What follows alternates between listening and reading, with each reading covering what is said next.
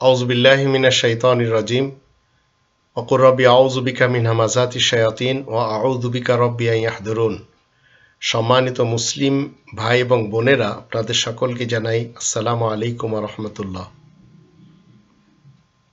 আরব ইতিহাসের মোহাম্মদ সাহেবের উম্মতের মধ্যে ১১৬ জন বাঙালি মৌলবীদের লিস্ট করেছে কবির, তুরিন এবং মানিক সাহেব।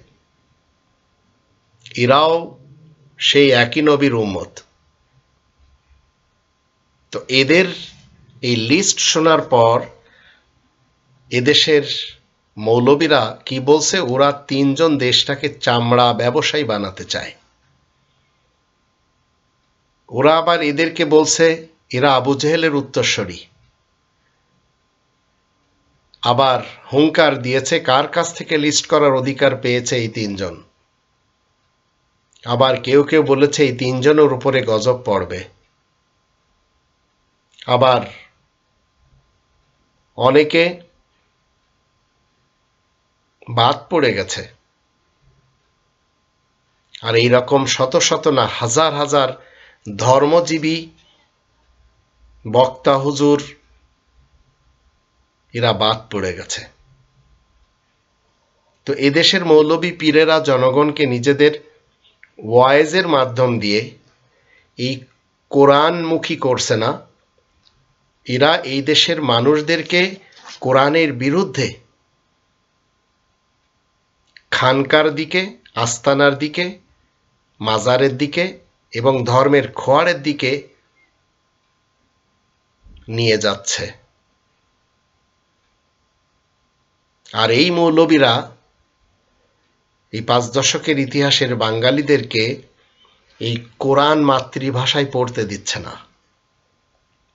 ১৯ নম্বর সূরা মারিয়ামের ৯৭ আয়াত যখন আমরা পড়ি, সেখানে আল্লাহ বলছেন ফাইন্নামা ইয়াসসারনাহু বিলিসানিকা লিতুবাশশিরা বিহিল মুত্তাকিনা ওয়া তুনযিরা বিহি কওমান লুদ্দা। তাই তো আমি সহজ করে দিয়েছি এই কোরআনকে তোমারই মাতৃভাষায়, যেন এরই সাহায্যে তুমি ঝগড়াটে লোকগুলোকে সতর্ক করতে পারো আর সুসংবাদ দিতে পারো মুত্তাকিনদের জন্য।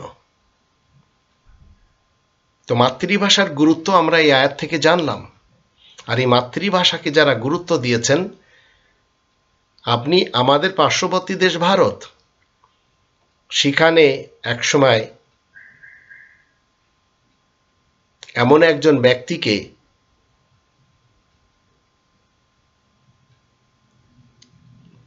ও দেশের রাষ্ট্রপতি করা হয়েছিল, যার নাম এপিজে আব্দুল কালাম। তিনি যা কিছু শিখেছেন ওনার মাতৃভাষায়, তামিল ভাষায়। আলবার্ট আইনস্টাইনকে যখন আমরা দেখি, তিনি যা কিছু শিখেছেন মাতৃভাষায়। ম্যাক্স প্লেনকে যখন আমরা দেখি, তিনি যা কিছু শিখেছেন মাতৃভাষায়। আবার আইজাক নিউটনকে যখন দেখি, উনিও যা কিছু শিখেছেন মাতৃভাষায়। তো মনোবিজ্ঞানীদের দৃষ্টিতে মাতৃভাষা যদি শিক্ষার জন্য ব্যবহার করা হয়, তাহলে সেটি শিক্ষার্থীর জন্য খুবই ভালো হয়। কিন্তু আমাদের দেশের গার্জিয়ান যারা রয়েছেন, বাবা মা যারা রয়েছেন, সন্তানদের পিতামাতারা কি করে, সন্তানদেরকে বাংলায় না পড়িয়ে ইংলিশ মিডিয়ামে পড়াচ্ছে। তাতে কি হচ্ছে? বখাটে। নিজের মাতৃভাষার গুরুত্ব যারা পৃথিবীতে দিয়েছে, ইউরোপের দেশগুলিতে আমরা দেখতে পাই, কোরিয়া, চায়না, জাপান, তো এরা সবাই মাতৃভাষাকে গুরুত্ব দিয়ে আজ নিজ নিজ একটি পজিশনে এসেছে। কিন্তু আমাদের বাংলাদেশ আর অন্যান্য দেশ যারা একটু গরিব এবং যারা কোরআনের জ্ঞান রাখে না, শুধু নিজেদেরকে চিল্লায় যে আমরা সঠিক পথে রয়েছি, এরা সবাই ভ্রান্ত পথের অধিকারী। তো নিজ ভাষায় যারা শিক্ষা শেখে না, তারা কখনো কামিয়াবি অর্জন করতে পারে না। জীবনে যা কাজে আসে না, তাই তারা অন্য ভাষায় শিখছে। আমাদের দেশের শিক্ষার্থীদেরকে যা কিছু শেখানো হচ্ছে সেগুলি শুধু ডিগ্রি নেওয়ার জন্য। আমি আমার ফ্যামিলিতেও দেখতে পাই, পড়ার জন্য রাত দিন এক করে দিয়েছে, কিন্তু জানে না এলাকার কার সাথে কেমন ব্যবহার দিতে হয়, কিভাবে মিলেমিশে থাকতে হয়, কার কি নাম, কোন ফলের, কোন গাছের, কোন প্রাণীর, কোন পাখির কি নাম জানেও না, কিন্তু জানে রবীন্দ্রনাথ ঠাকুরের সব ইতিহাস, শেখ মুজিবুর রহমান সাহেবের যাবতীয় ইতিহাস, আবার সেই ক্যানাডার জলপ্রপাতের ব্যাপারে খুব জানে। তো আমাদের জীবনে কি কাজে আসবে সেটি? রবীন্দ্রনাথ আপনার আমার জীবনে কি কাজে আসবে? যারা মৃত্যুবরণ করেছে তাদের ইতিহাস পড়ে আপনার লাভটা কি? আপনার গ্রোথ কখনো হবে না। আপনি ডিগ্রি অবশ্যই পাবেন, কিন্তু আপনি গাধার ডিগ্রি পাবেন। ৬২ নম্বর সূরা আল জুমা এর ৫ নম্বর আয়াত আসুন একটু দেখে নিয়ে আল্লাহ কি বলছেন।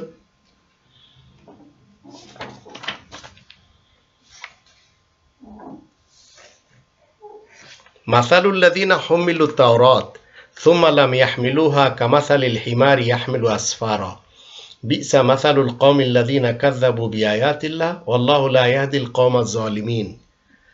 যাদেরকে বিশেষ আইন মোতাবেক আমল করার জন্য আদেশ দেওয়া হয়েছে, তবু তারা সে অনুসারে কাজ করছে না, তাদের অবস্থা তো ঠিক সেই গাধার মতোই, যে নাকি অনেকগুলো কিতাবের বোঝা পিঠে বয়ে নিয়ে বেড়ায়। সেই কওমের অবস্থা যে কতই নিকৃষ্ট, যারা আল্লাহ তাআলার আয়াতসমূহকে মিথ্যা জানে। আসলে আল্লাহ জালিম কওমকে মোটেই সরল সহজ পথ দেখান না। ঢাকা ইউনিভার্সিটির সবচেয়ে বেশি বিরোধিতাকারী ছিল রবীন্দ্রনাথ। আজ সেখানে রবীন্দ্র পূজা হচ্ছে, তার বন্দনা হচ্ছে।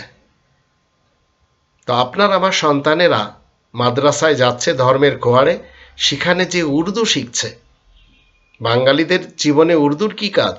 হিন্দি শিখছে, ফার্সি শিখছে, আরবি শিখছে।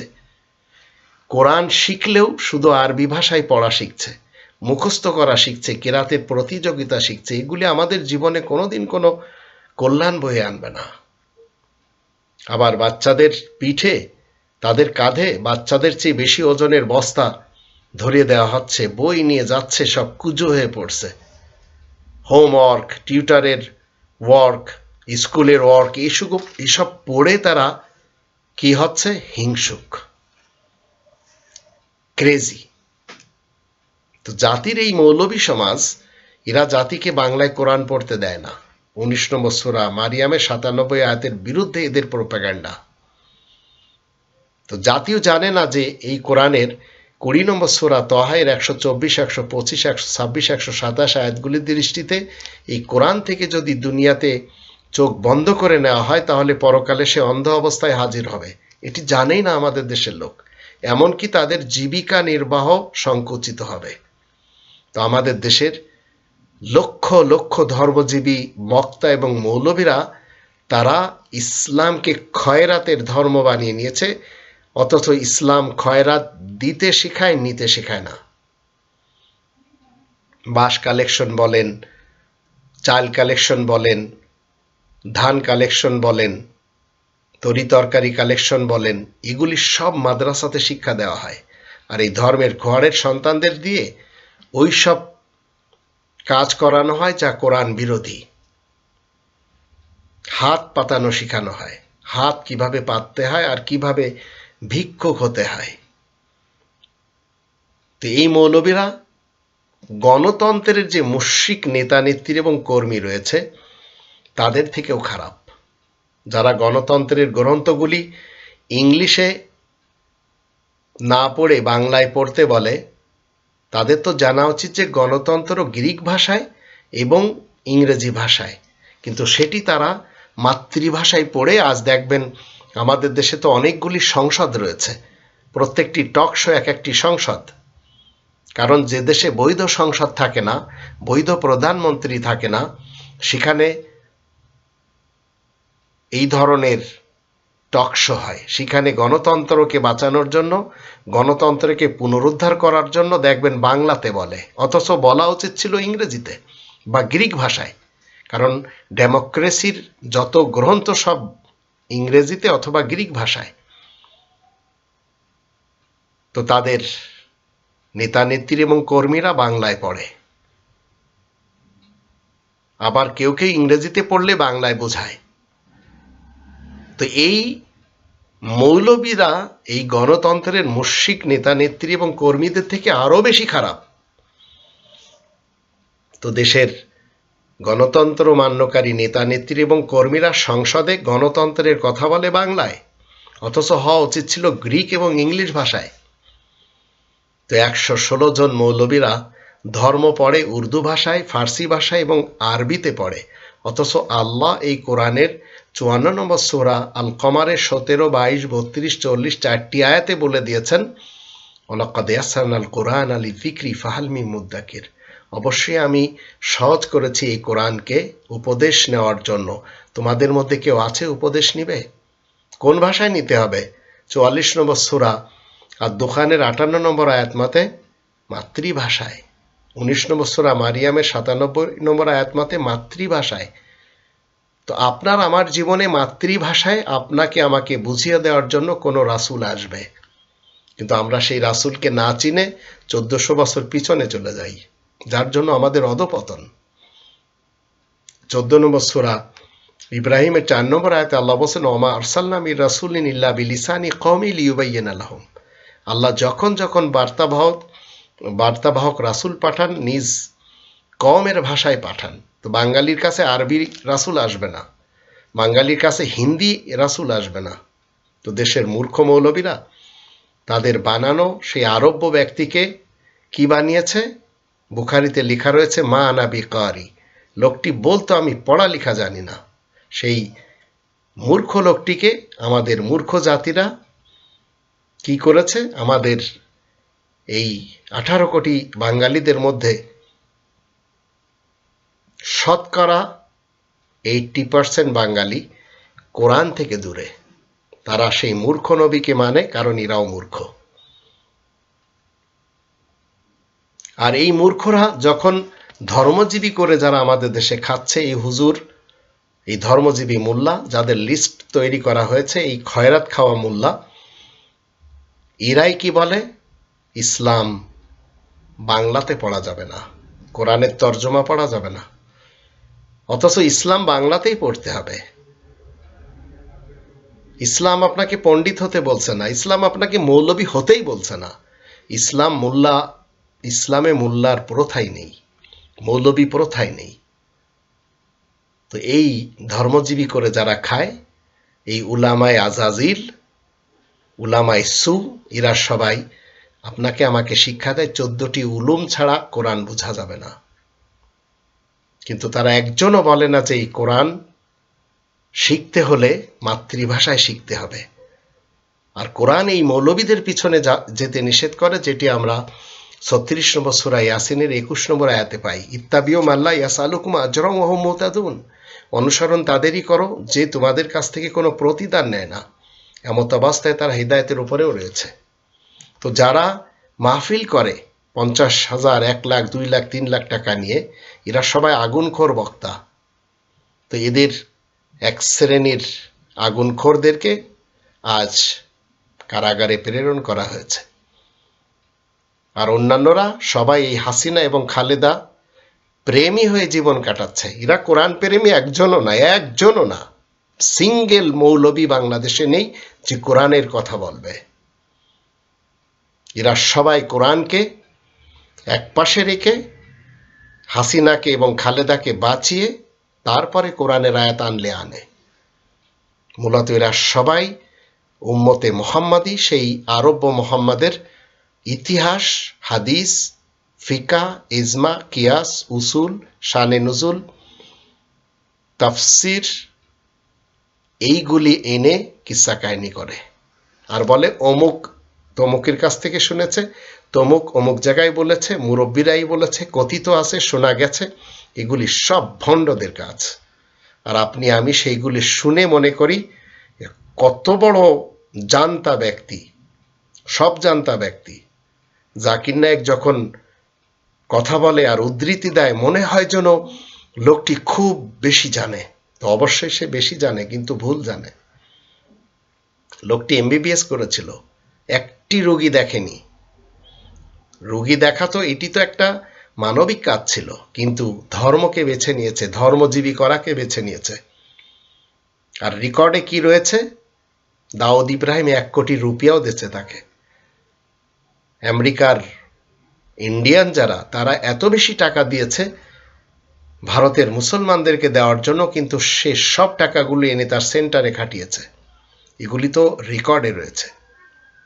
তো জনগণ যে ভাষা বোঝে না, যে ভাষায় মূর্খ পণ্ডিত ইমামেরা আমাদের দেশে সপ্তাহে একদিন খুতবাতুল আহকাম পড়ে, আর সেই খুতবাতে আহকামে রয়েছে শেখ মুজিবের জামানায় তিনি ছিলেন আল্লাহ তাআলার ছায়া, জিয়াউর রহমান তিনি তার যুগে আল্লাহ তাআলার ছায়া ছিলেন, হুসাইন মোহাম্মদ এরশাদ আল্লাহ তাআলার ছায়া ছিলেন, খালেদা জিয়া আল্লাহ তাআলার ছায়া ছিলেন, এখন শেখ হাসিনা আল্লাহ তাআলার ছায়া।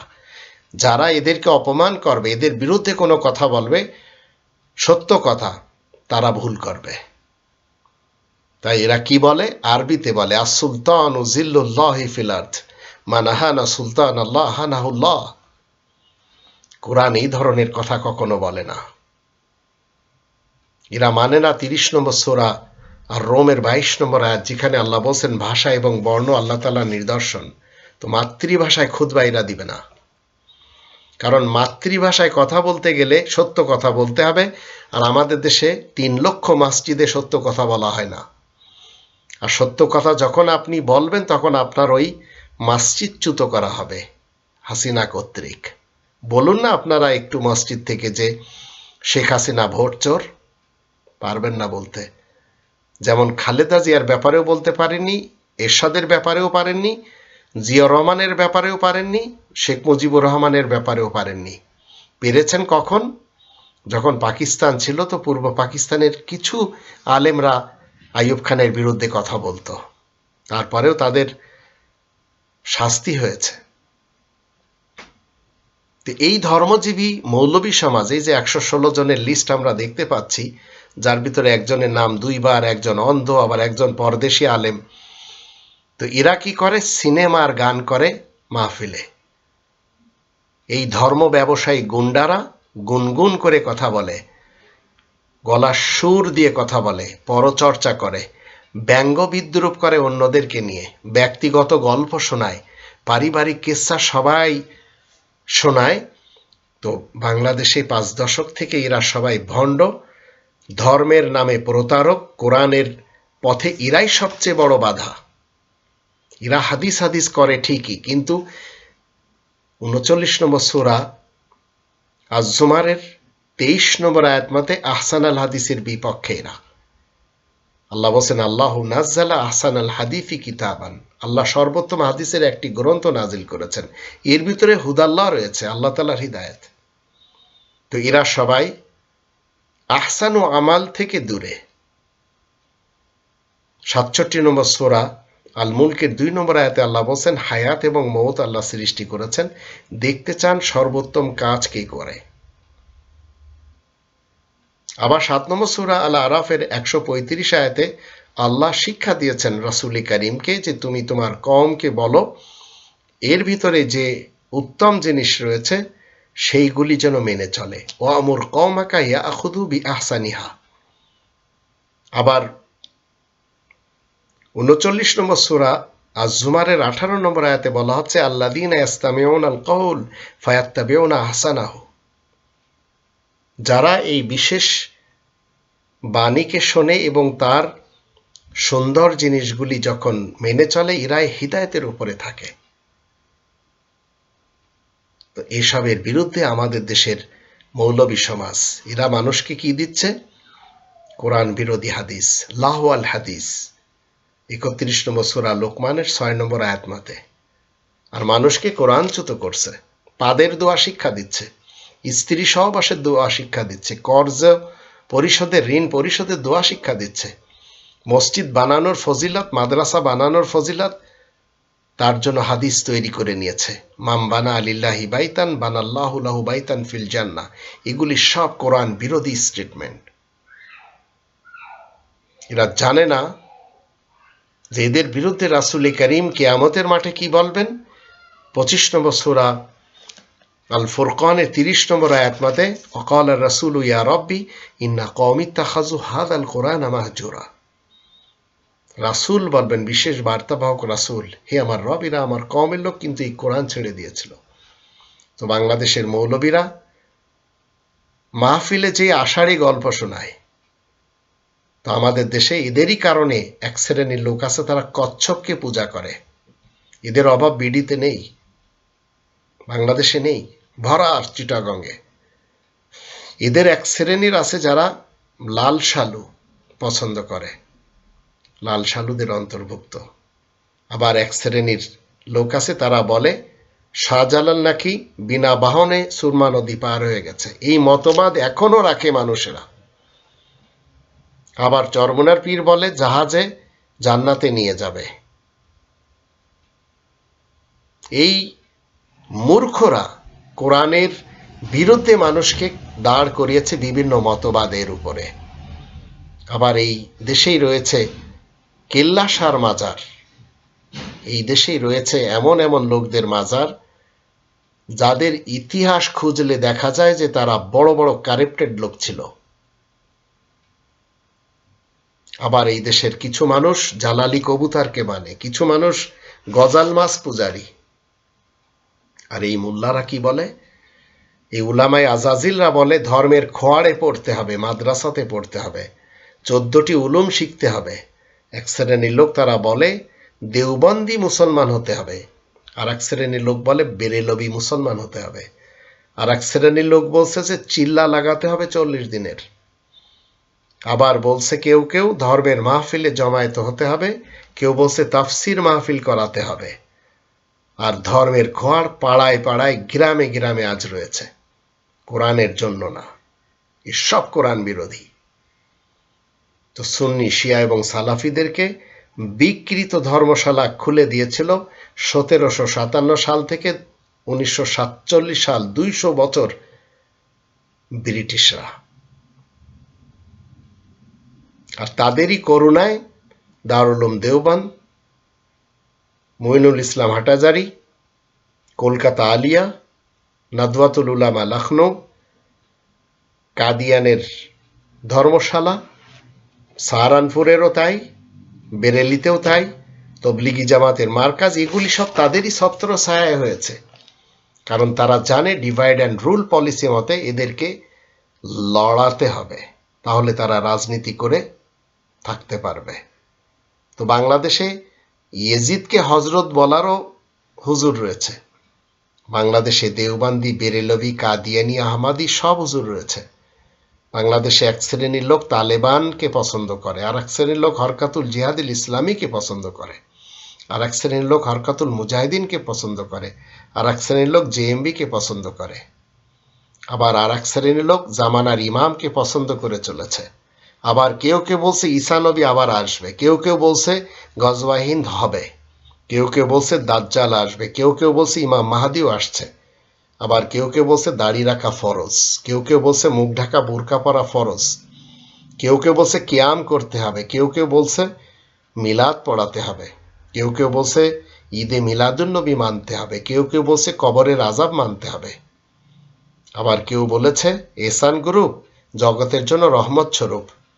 তো বাংলাদেশের মৌলবীরা রবের কোরআনের সত্যকে গোপন করে, আর আপনি আমি তাদেরই পিছনে চলে মনে করছি যে আমরা সৎ পথে রয়েছি। মূলত কোরআন যদি ছেড়ে দেন তা আপনার বিরুদ্ধে রাসূল কারীম নালিশ করার জন্য দাঁড়িয়ে রয়েছেন শুধু আপনার মৃত্যুর অপেক্ষায়। আল্লাহ আমাদের সবাইকে তৌফিক দান করুন, আমরা কাজ্জাব নবীদেরকে না মেনে রবের কোরআনের যে নবী এবং রাসূল রয়েছে তাদেরকে মেনে যেন আমরা জীবন কাটাই। ওমা আলাইনা ইল্লাল বালাগুল মুবিন।